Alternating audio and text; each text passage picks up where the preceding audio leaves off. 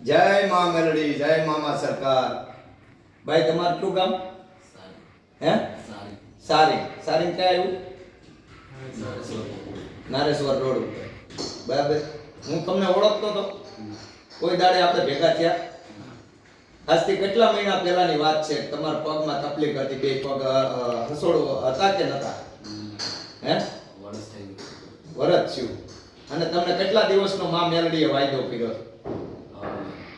એમ તો 3.5 દિવસ જ આવ્યો. હા, 3.5 દિવસમાં ઊભો થઈ ગયો હતો. હા. અને હવે મહિનામાં કમ્પ્લીટ ચાલુ થઈ ગયો. સવા મહિનામાં કમ્પ્લીટ ચાલતા થઈ ગયા. તો એટલી માં મેલડીની ઉપર જેવી શ્રદ્ધા વિશ્વાસ મને છે, ભાવ છે, ભક્તિ છે, એવું હવ રાખે ને તો હવનું માં મેલડી સારું કરે. આપણી કાળા માથાના માનવીની કોઈ તાકાત નથી.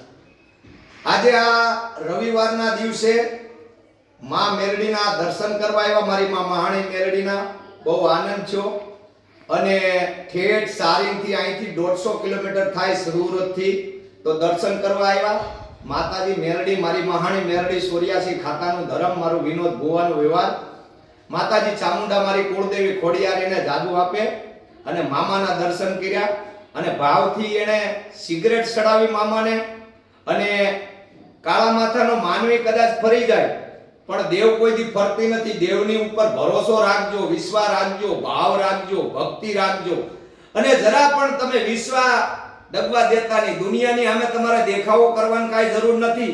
કોઈ ધૂણવાથી કે કોઈ વસ્તુ કાંઈ ખોટે ખોટું નાટક કરવાથી કાંઈ જરૂર નથી. પણ માતાને એક હૃદયની માલપા રાખો ને, ભાવથી, અહીંયાના ભાવથી કરો. આકલો તો ઢીંગલો છીછરા તણો ધૂણે. દુનિયા જેદી જાકારા દેન હગા વાલા વેરી બની જાય, તેથી યાદ કરો મારી મેલડીને કે મારા મામાને, તેથી દુશ્મન પણ તમારા થઈ જાય. આ દુનિયાની માલપા એક મારે ભરતભાઈનો ફોન આવ્યો અમેરિકાથી, અને એનો વિડિયો મેં મારી YouTube ચેનલમાં ચડાવ્યો છે. કે એને પણ કેટલો ભાવ આવ્યો, બોલો. ઠેઠ અમેરિકાથી મારામાં વિડિયો મોકલ્યો. તો ભરતભાઈને પણ ખૂબ ખૂબ આભાર એનો, કે એને માતાજી ઉપર એટલો વિશ્વાસ છે. જેમ એને અમેરિકામાં જો વિશ્વાસ હોય, તો આપણે તો અહીંયા ભલામણા હિન્દુસ્તાનમાં રહી છીએ, ના હિન્દુની માતા છે. આને તો બધાય નમે એ જ ગમે. એ મારી મેલડીની દયાય પ્રમ પાર રે, ઘેર જાવું ગમતું નથી. એ મારી મેલડી સવના કરે કામ રે, ઘેરે જાવું ગમતું નથી. મારી મહાણીની દયાય પ્રમ પાર રે, ઘેરે જાવું ગમતું નથી. એ મળી દર રવિવારે તારી કોર્ટ ઝોન ખુલી હોય. ભારત સરકારની કોર્ટ રાતના 12 વાગે શનિવારના દિવસે બંધ થાય. અને મારી માં મેલડીની કોર્ટ ખુલી થાય. હગાવાલા વેરી બની જાય, ને કદાચ કોઈ બોલાવતા બંધ થઈ જાય, ને જેથી તમારી ઉપર બધાયનો સાયો વિખાઈ જાય ને, તેથી ખાલી તમે મંદિરે જાવ કે ન જાવ, મંદિરે જાવ કે ન જાવ, પણ એક વખત મારી મહાણી મેલડીને, તાપીના પાળાવાળી મહાણી મેલડીને કદાચ ગુજરાતમાં નહીં, ઇન્ડિયામાં નહીં, કદાચ વિદેશમાં પણ યાદ કરે. અને ભલામણા જો એના કામ ઉકેલવા ઊભી ન રહે ને, તો મારી મહાણી મેલડી નો કહેવાય હો.